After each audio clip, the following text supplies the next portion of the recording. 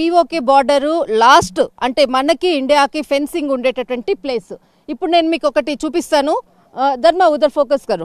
ఏదైతే ఇండియా పాకిస్తాన్ మధ్యలో ఉండేటటువంటి ఫెన్సింగ్ మనకు ఒక వైర్ లాగా కనపడుతుంది. అదంతా కూడా ఇండియా పాకిస్తాన్ది ఫెన్సింగ్.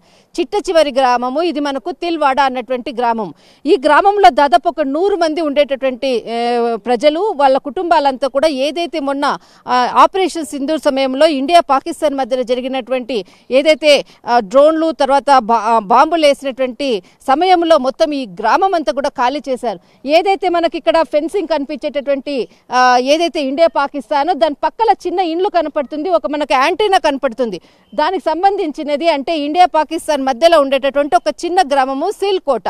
ఈ సిల్కోట అన్నటువంటిది మొత్తం అంతా కూడా ఈ రెండు అంటే ఇండియా పాకిస్తాన్కి మధ్యలో ఉండేటటువంటి మొత్తం అంతా కూడా పోలీస్ అంతా కూడా ఈ సిల్కోట అనే చిన్న విలేజ్లో ఉంటుంది.